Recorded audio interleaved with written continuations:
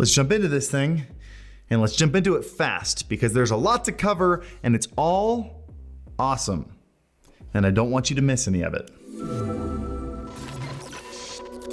What's going on, guys? Welcome to this video. My name is Harris Heller, and a couple years ago, we posted a video on this channel about a complete tutorial on the GoXLR when it first came out, and it turned out to be one of our most liked videos. People really appreciate it. It's one of the ones I get the most tweets about. And since then, there have been a handful of tutorials we posted on this channel, but in terms of audio devices, nothing has been released that has made me actually remove the GoXLR from my desk until the BEACN Mic and the BEACN Mix Create came out last month by the company, well, BEACN. This camera's aiming too high. Hold on a second. Here we go. That's better. It is a little bit of a departure from the previous design, which was an XLR design, meaning everything except the microphone was contained in one box. The preamp, the converter, the controls, the I/O, everything, the routing, all was done inside one box. The only thing not contained in the box was the XLR microphone itself. This is actually a very similar process, only a different thing is missing. BEACN has decided to take what they believe is a step forward, and honestly, I'm actually all for it, and instead move everything out of the GoXLR box and into the microphone. So we do have the microphone, we also have the preamp built into it, we have the converter built into it, which is why it's USB. We also have the processor built into it, so all the software, all the VSTs, all the plugins like compression and EQ are done on the microphone. And this time, the one thing done separately is control, which is why they also released the BEACN Mix and the BEACN Mix Create, so you can have your choice of simplicity or complexity with your controlling device. And I did post a tutorial on that. I'll link to it in the description and up in the corner, whichever corner it is, I always forget. We have a lot to cover. There's a whole app, a ton of power, a ton of control, a ton of things that we've never previously had before in either a USB or an XLR interface, and it's all here. I want to get to all of it. So let's just jump into it. Let's start off by taking a quick look at the device itself. We have on the back a USB port, and we have a headphone jack. They included an incredibly long USB cable and an incredibly long headphone extender jack, so it can travel all the way down your microphone stand and you don't have to plug your headphones directly into it and the cable swings in front of you. Very nice touch. That will be a motif in this video, by the way. You'll notice details were taken care of. For example, another one, you know how the Shure SMB has that little loose ring around the connector piece up here, so you don't have to twist the whole mic in a circle? Well, they took that one step further. Not only do you have one ring at the top right here that allows you to tighten the microphone, but there's a second ring underneath it that when it's loose, you can still rotate the microphone even though it's tight on there, and then you tighten that second ring when you have it facing the direction you want. So you don't have to loosen the entire microphone off the actual threads itself. Inside the connector, there are 5/8 threads and there are 3/8 threads. And then if you really want, you can actually unscrew one of these, and underneath this is a 1/8 thread if you just want it hard mounted and not on top of this thing. They just gave you all the options. It's really nice. But let's jump into the app. On the app, there are three main sections. We have our profiles on the left, we have our controls on the right, and down in the middle, you'll see all of our devices. So you can see we're looking at our microphone right here. I can click on it to expand the options. If we plugged in a BEACN Mix or a BEACN Mix Create, I actually use all three at my setup. They also show up underneath here. We have our mic chain up top. We have our lighting settings underneath that. We have our mixing settings here, which we'll get into. And then we have our basic settings here, which I'll just go over real quick. There's very little you need to know about this screen. It's asking things like, do you want it to auto boot when you start your computer? Do you want it to open in the Windows tray? Do you want it to ask for a save confirmation when you start? And do you want to opt in to public beta releases? That is almost everything. There's one other thing that I'll show you in just a second, but we'll get to it. Right above the settings is the mixing software, which is identical to the Mix Create software, which, if you're not aware, is a $200 device. They basically give you the entire thing for free inside the microphone. It's off by default because a lot of people just want to use the microphone as a USB microphone, plug and play, go into the computer, and it shows up as another input. But if you're a streamer and you want those extra settings, you can click on that, you can enable it, and there you go. Identical controls to the BEACN Mix Create. And just so you know, when you enable the mixer, you also end up creating all these virtual audio devices inside Windows in order for you to use it as a mixer. I went over exactly how to set these up properly in my BEACN Mix and BEACN Mix tutorial. So again, Link to that is down below. Make sure you click that or right click on it and open as a new tab and watch it later. And that'll teach you how to use all this really cool mixing stuff in here. I'm not going to go over it a second time. It's in that video. I'm going to say that like 10 times this video. If you accidentally enabled that and you didn't mean to, that's when we're going to go back to our settings in here and you're going to uncheck the enable beacon mixing suite. Right like that. It'll disappear again. By the way, there is a hidden little X up in this corner that's hard to see. If you accidentally click this button, you don't want to enable it, just click that X. And then one last thing real quick before we get into the big stuff, let's spend like 1 minute on this light right here. I'm gonna let you spend some time exploring this rather than telling you exactly how every light works, because it works mostly like every other RGB settings on anything. You have solid color options, you have gradients, you have reactive meter, which is actually really cool. I'm gonna change both the primary and the secondary color to red, and then as I talk into it, the red is gonna go up and down from the bottom. You can change the ring brightness, you can change the meter sensitivity. That way, if I barely talk into it, it automatically goes all the way up. Maybe we bring it down a little bit. That's a little bit better. There we go. Now it's interesting, but it's not boring. You've got this one called Sparkle, where it's just random little pulses all over the microphone. You got a spectrum cycle, you got a solid cycle, all the things. Anything you need, mess around with it. But the majority of this video needs to be the important things. How do you actually use this? How do you use the mic chain? How do you adjust the way you sound? The very first thing you should do in this is the very simple mic setup. You can see with the mic setup tab here. It allows you to set up your microphone gain and levels properly so it's picking up the right amount of your voice, which then allows you to set up all the different effects that you want to put on there properly. So what you want to do is you want to talk about 3 inches from the microphone and talk at the normal volume that you're going to talk on stream. Maybe get a little bit quieter, a little bit louder. And what you're aiming to do is keep the majority of your sentence right in the middle of this green area here. One of the cool things about this microphone though is just get it as good as you can. If it's not perfect, it's not a problem. You can see it says peak area up here. However, this microphone has so much anti-peaking built into it, not only with it being 32-bit float, which don't worry about it. It basically just means it has so much information that it can't clip. And then also having a second clip guard plugin, you can see I can talk so loud that it goes completely off the chart and it doesn't sound like it's clipping at all. It is nearly impossible to clip this microphone.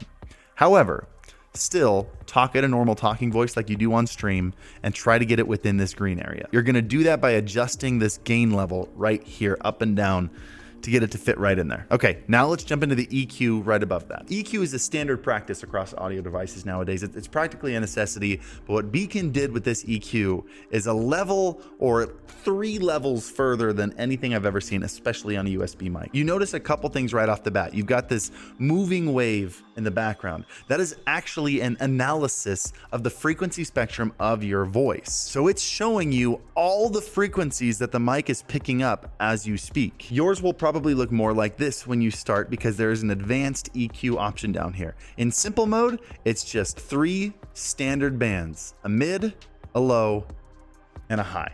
And that's it. Generally, the sound signature of this microphone already has a little bit of color on it compared to other microphones. I did a comparison video just last week on dynamic microphones. You can see it. You can actually hear how this one has a little bit more high end in it and a little bit of the mids already cut out. So I wouldn't recommend going crazy with this. Maybe just bring a little bit of low end back into it and boost the high end a half a decibel, maybe 1 decibel at max if you really need it. But don't go overboard with EQ on this microphone. I accidentally did that in a recent video before actually taking a good solid listen to it.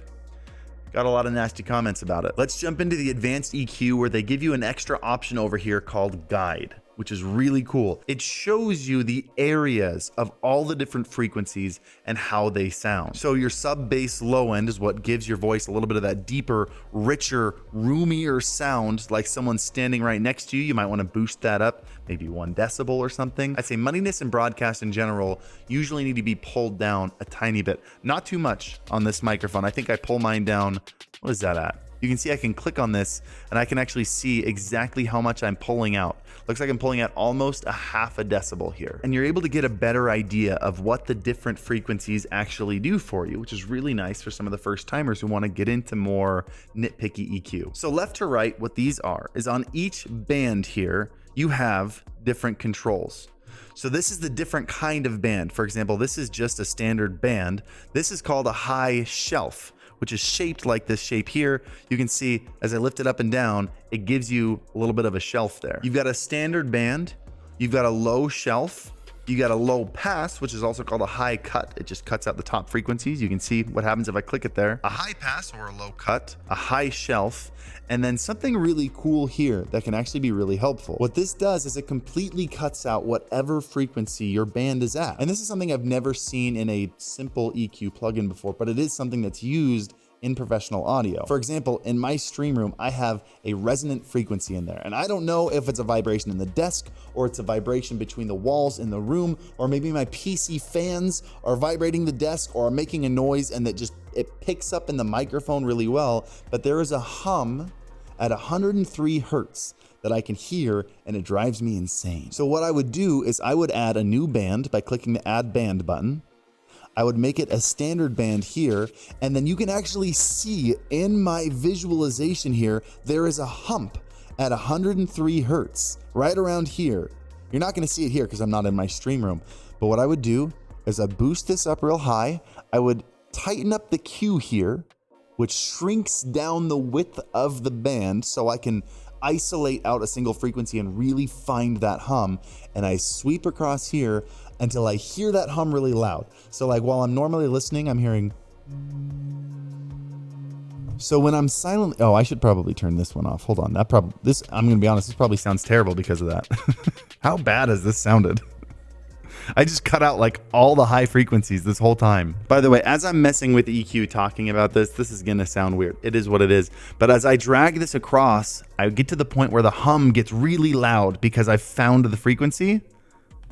And then I click that button and it just cuts it all out. And if I decide later I don't want this band in there, I just hit a little minus and it disappears. But you can see that's actually why I have these two little ones up there, because when this microphone is in my stream room, I have them set to a deep cut like this, and it removes that hum entirely. It's gone. Under that, we have a de-esser, which removes some of the nasty S's and T's that can get kind of abrasive on your ears there. But then you also notice we have this exciting little wavelength happening up here. That's called the exciter. And what they're attempting to do here is when you remove the S's and T's from your microphone here, sometimes that can kind of dull the sound of your voice because you're removing some of the high end. The exciter is meant to bring back in that high end, but minus the S's and the T's. For example, you can see if I pull this out and I talk right now versus when I turn this up, I'm gonna crank it up a little bit too high. You can hear that high-end excitement, that airiness, the detail come back into my voice as I turn this up high, right? I've found that a 45 and a 40 on the exciter is a pretty good balance. Similar to the exciter, we also have a bass enhance, which whenever you talk, it embellishes that low end a little bit. The different numbers embellish different areas of the frequencies depending on your voice. You can see as I'm clicking through it, it changes the area that it's enhancing.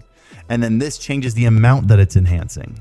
So that was probably obnoxious. Click around on different styles, explore different amounts of these different effects and see what works best for your voice. And they added a really cool feature that makes that really easy. There's actually a recording option down here, which allows you to record a sentence of your voice and then play it back on a loop. And then what you can do is while you're listening to that loop, you can actually adjust the effects like EQ and gain and noise suppression and everything happening down here. And it will actually adjust it in real time like this. There's actually a recording option down here, which allows you to record a sentence of your voice and then play it back on a loop. There's actually a recording option down here, which allows you to record a sentence of your voice and then play it back on a loop. Now, BEACN has tried very, very hard to make this not only as advanced as possible, but also as easy as possible. And the majority of these plugins here, these effects that you can add to your voice, you don't have to touch. They put some pretty solid presets on all of these effects so that as long as you set your gain right, they should just work automatically. Let's go through them real quick.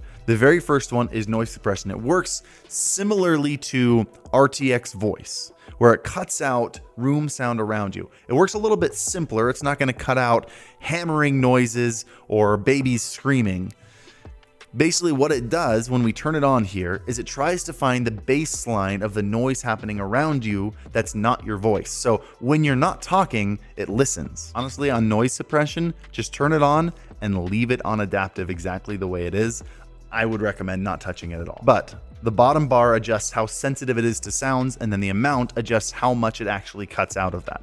But this 80 and 80 keeps it feeling pretty natural. Okay, let's jump over to the expander. The expander is a more advanced version of a noise gate. And I'm gonna bring this back down to where it is at the start. Now you can see the squiggly line, just like the mic setup over here, actually shows you your voice and how loud your voice is. And the white line here shows you where the noise gate is set. But the difference between an expander and a noise gate is a noise gate works like on off. Meaning if your voice is above the noise gate threshold, it's gonna let sound through. The moment it gets below, it gets quieter than that threshold, it cuts out all the sound. So your microphone is either on or it's off. And the problem with that is sometimes you talk right on that line. Like if you're talking really quietly into your mic and it keeps turning on and off and turning on and off, and you get that little flutter of like the noise gate, not sure if it's your voice talking or if it's background sound, and it goes back and forth.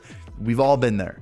We've all had that happen with our noise gates. Instead, your noise gate works like a gradual noise gate. And you can see that when we go to advanced, there's a ratio there, a 2-to-1. And what that means is for every 1 decibel beneath the threshold, it's going to bring it down another decibel. So we have this set to -70 dB, meaning if there's a noise behind me that's -71, it's gonna lower it down to -72. Or if there's a noise behind me that's -80 dB, it's gonna lower it to -90 dB.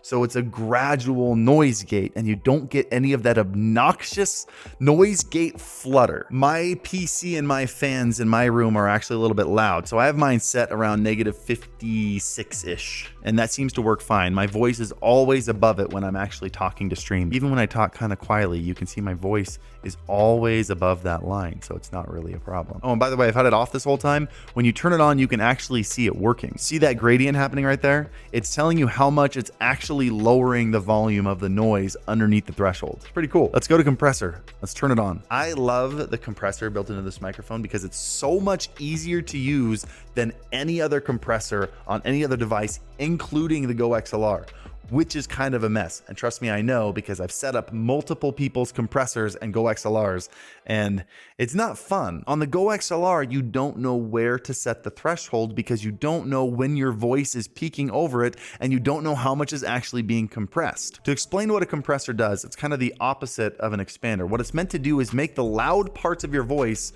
quieter and closer to the quiet part, so when you scream, it doesn't blow out people's eardrums, and when you whisper, people can actually still hear you, right? It brings the loud and the quiet parts closer together. It compresses, see a word there?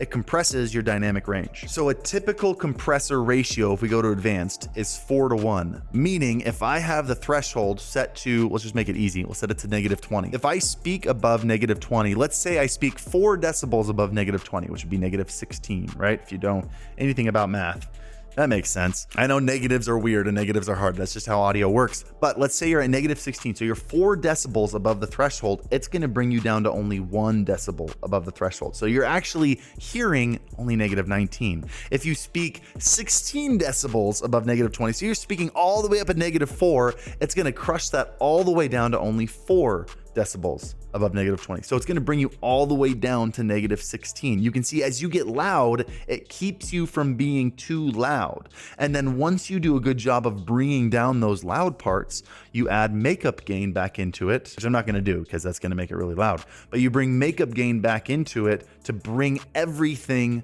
back up. You've lowered the loud parts. You need to bring everything up so that it's that nice middle average of loud parts are quieter. Wait, no, that was backwards. Quiet parts are louder, loud parts are quieter. But the problem is you need to know exactly where to set that threshold, and there's no indicator on the GoXLR or any other device I've seen that shows you exactly when you're going over the threshold. However, this compressor shows you in the attenuation exactly how much is being compressed. So remember when I told you if you went 4 decibels over the threshold that it brought you down to only 1 decibel? That meant it was removing 3 decibels, right? So if I were to do that, this would go down to 3 or -3 in attenuation. It's removing 3 decibels. You can actually see how much volume the compressor is removing. And what you want to do is you want to set this so that a normal speaking voice gets you anywhere from 4 to 8 decibels in attenuation. You want to average maybe about 6 decibels of attenuation. So you can see my loudest parts are getting up to almost 8, and my quiet parts are probably closer to 3. And that's all you have to do. You want your ratio to be a 4-to-1. That is a standard ratio for voice. And then you just have to move the threshold until your attenuation is typically between 4 and 8 decibels. And you're done. That's it. And then at the end over here, we have headphone settings, which is really nice. Not only do you have an EQ built into your headphones, so if you want to make footsteps or talking a little bit louder or whatever, you can adjust those here. You can also adjust your headphones level or just how much of your own voice you hear in your headset, which is really nice. If you don't want to hear your voice at all, just turn it all the way down to 0. Now, if I had headphones plugged into the back of this, I wouldn't hear my voice at all. And if you aren't aware, because you didn't watch the video that I posted on the day this released, which I'll link to that down below as well, meaning if you're using super high-end headphones like the DT990s that are super popular that people want, but they require extra power, otherwise they're going to be really quiet, you can actually click high impedance mode and it'll boost that extra loudness into those super sensitive headphones. So normally you'll just stick with normal power. That should power any regular headphones. But if it feels too quiet, try going up to high impedance mode. If it feels too loud, maybe turn it down to line level or in-ear monitors. When all is said and done here, if you go to your mixer and this microphone is for some reason too quiet in the mix, even when it's turned up to 100% on your BEACN Mix Create or whatever, they do give you one more final output gain, which just gives you extra control to make it a little bit louder if you need to. I actually have mine set to 6 dB because for some reason this microphone ended up being quieter after all my settings than the other microphone that I had plugged in. So when I switched back and forth, it got really quiet.